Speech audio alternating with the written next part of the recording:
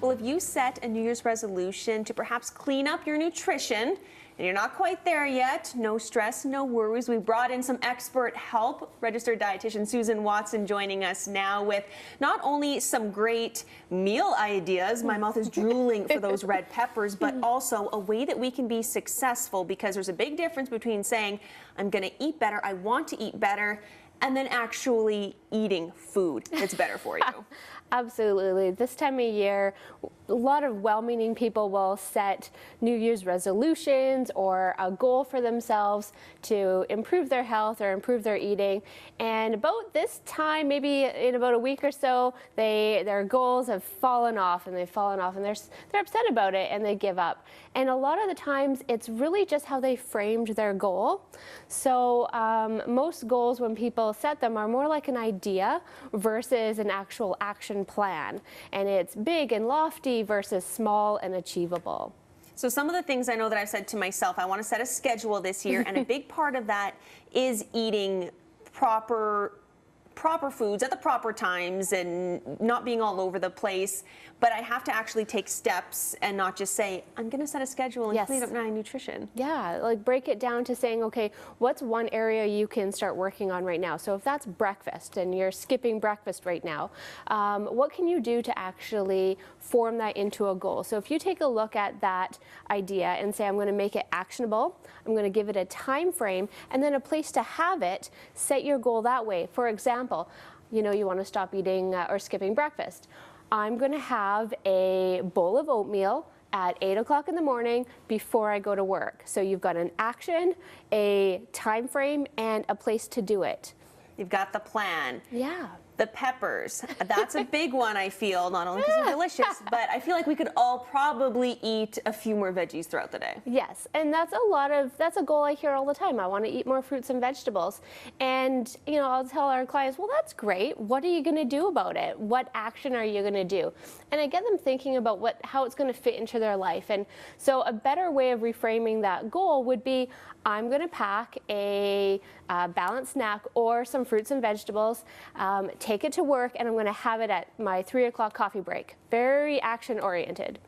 And I love the last one that we have here, because whether your resolution is to maybe clean up your nutrition or save a little bit of money or spend more time at home with your family, making dinner and meals at home, that's a great way to do all of those things. Absolutely. And it's still, again, a goal for many people, and it stays in motion, something that they want to do.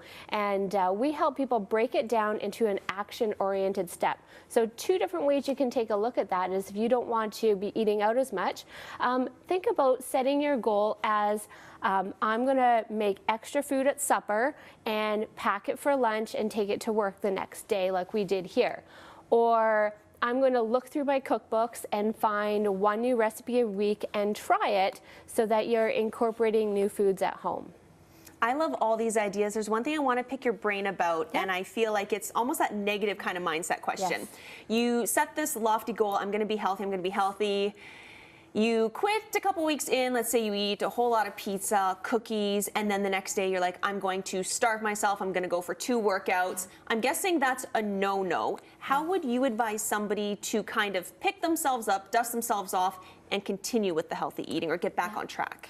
You know, having a reset day is really important. So you might want to, we like to tell people, every day is a new day and every meal is a new meal. So if you feel like you kind of blew it with one meal, then, you know, the next meal that you're having, you get started right again. And really, I like to work with our clients and take a look at, why did you feel like you fell off, and why do you feel like you blew it? And take a look at maybe if there's something going on emotionally with that food that you're eating, and is it something wrong, or is it maybe you just starved yourself too much, and then it was a consequence of starving yourself, and you ended up, you know, eating it, but really your body just wanted it. Oh, great advice, great ideas here. If anybody out there is watching, listening, they perhaps need more than just a helpful television interview, because sometimes we do need that extra push. Yes. Where can we send folks? Yes, you can meet with a registered dietitian at alittlenutrition.com.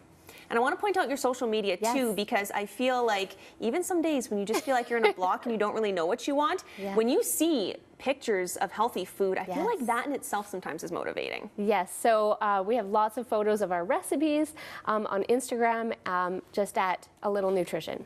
Perfect. Well, do not delay in logging online, getting some ideas, and really all you need are a few cute containers, some good recipes, Yes.